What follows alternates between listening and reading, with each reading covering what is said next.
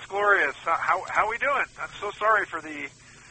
What time is it there? Oh well, it's the normal time. It's everything's kind of back in sync again. Because we have these 2 periods of what I call nightmare fortnight, where the time zones are out by an hour, and we never know what time it is in any other country on the other side. So shows always get messed up at this time of year. So welcome back to Revolution Radio and Wolf Spirit Radio and YouTube. Thank you. And Alternative Reality Disorder. And so, what's news from inside? All right, I got a lot for you for okay, for so today. I'll just step back and off you go. All right, so here it is. So here is an article that is going out internationally. We're gonna get it on all the blogs. We're gonna try to get it to our friend Ben Fulford and David Icke and also to the President of the United States. So here it is. New motion filed by radio host Dr. Sean David Morton in Ninth Circuit Court of Appeals demands the Lois Lerner emails. Court documents just filed reveal IRS is in contempt of court, ordered injunction by defiantly continuing the multi-year IRS scandal by Democrats that began in order to sway elections by force and fraud. The depths of the corruption is so scandalous that Watergate and the original IRS scandal pale in comparison to the new information in this article that is just coming to light. Newly discovered evidence reveals the possibility of an ongoing plot by the Department of Justice and the IRS leftists to sway elections by silencing right-wing free speech, even scheming to arrest political opponents.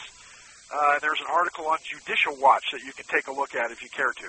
Despite a court order against IRS to ensure the political targeting of Americans never happens again, just 1 week after the IRS criminal investigation of Lois Lerner closed, Dr. Morton, a top-ranking internet radio show host, critical of Obama and pro-Trump, who exposed Area 51 and other government secrets on both national television and in his top 10 internet radio show, claims that he was indicted based on false evidence created by Obama appointees in IRS and DOJ. And Dr. Morton and his wife, Melissa, their trial was April 4th through the 7th of 2017, where he was convicted on all counts just in time to advertise it for the upcoming tax season. The Lois Lerner IRS political targeting scandal may finally be reopened after Obama appointed U.S. Attorney for D.C. closed the criminal investigation on October 23rd of 2015 on his last day on the job. Congress had found Lois Lerner in contempt of Congress for refusing to turn over her emails and destroying them after being ordered to preserve them. Most people and many high-level government officials believe that the DOJ should have been investigated and the widespread targeting of American taxpayers, but the Democrats hoped it would remain closed forever. The emails that were eventually uncovered and revealed show that IRS and DOJ were specifically harassing conservatives and denying routine applications and claims in a corrupt plot to specifically target and weaponize the IRS and target all right-leaning political groups as well as radio talk show hosts. This appears to have been orchestrated as a plot to sway the 2012 Obama re-election campaign by silencing Obama critics and those in the alternative media. Now, the Lois Lerner emails have remained concealed, but Judicial Watch sued to have them released. Those emails demonstrate the presence of political bias by Lois Lerner. Lerner revealed her animus. This call is from a federal prison. Towards conservatives in one of the released email exchanges from November 2012 with an unnamed sender. And in the exchange, the sender complained about the wacko wing of the GOP and scary quote from Lois Lerner, right-wing radio show hosts. The sender replied that conservative critics as being the reason that the U.S. is through, and Lerner responded, great, maybe we're through if there are that many redacted holes, as in assholes. Lerner called conservatives, quote, our own crazies, and compared them to terrorists. And according to Judicial Watch, quote, the exchange included a May 8th, 2013 email by Lerner, quote, I got a call today from Richard Pilger, Director of Elections Crime Branch at DOJ.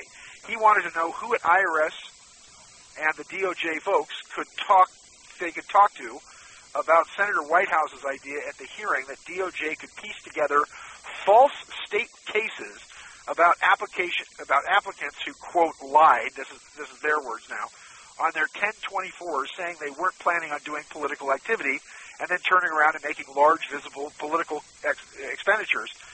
DOJ is feeling like it needs to respond, but wants to talk to the right folks at IRS to see whether there are impediments from our side and what, if any, damage this might do to IRS programs. In other words, targeting American citizens. I told him that sounded like we might need several folks from over at the IRS. Now, Democratic Rhode Island Senator Sheldon Whitehouse held a hearing on April 9th, 2013, during which, quote, in questioning the witnesses from the DOJ and IRS, Whitehouse asked why they have not prosecuted 501c4 groups, this is the Tea Party, that have seemingly made false statements about their political activities. The House Oversight Committee followed up on these Judicial Watch disclosures with hearings and interviews of Pilger and his boss, DOJ Public Integrity Chief Jack Smith. Besides confirming the DOJ's 2013 communications with Lerner, Pilger admitted the committee that DOJ officials met with Lois Lerner in October 2010. Judicial Watch obtained documents about these meetings in December 2014 showing the Obama DOJ initiated outreach to the IRS about prosecuting tax-exempt entities. Now, the TIGA is what it's called, who audited IRS, is very clear that the IRS political targeting was not limited to nonprofit groups, yet DOJ closed the case, making it impossible to find out how many targets actually existed over the years. These are Obama and Eric Holder's political enemies. If all goes well in the Ninth Circuit Court of Appeals, the motion for discovery to obtain the remainder of Lois Lerner's emails and sealed testimony brought by imprisoned radio talk show host Dr. Sean David Morton may be able to get to the bottom of just how many American individuals and groups were targeted by DOJ and IRS for their right-leaning political affiliation in 2009 until now. According to Dr. Morton's court documents, which will be posted in their entirety on ready for this? interestofjustice.org. That's www.interestofjustice.org.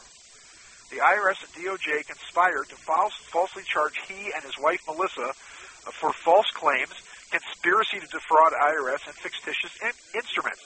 Dr. Morton claims his claim mirrors President Trump's claim about the phony Russia collusion dossier made by a contractor, Fusion GPS, used by the Democrats in the DOJ to get a FISA warrant and spy on Trump and his campaign. Dr. Morton claims that Obama's head re-election campaign manager, and this is the kicker here, her name was Katie Ingebrigtsen, an Obama appointee, DOD expert in infiltration, former assistant to the Secretary of Defense, political consultant, and political operative, was planted onto Sean David Morton's jury by falsely saying that she was a green energy consultant. This bitch was on my jury.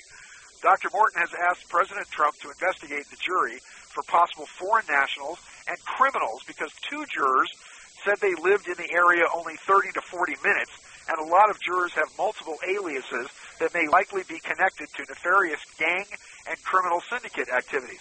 And, in fact, the prosecutor, Valerie Makowicz, she worked on the Obama campaign with juror number 6, this woman, Katie Ingebrigtsen, which means they knew each other.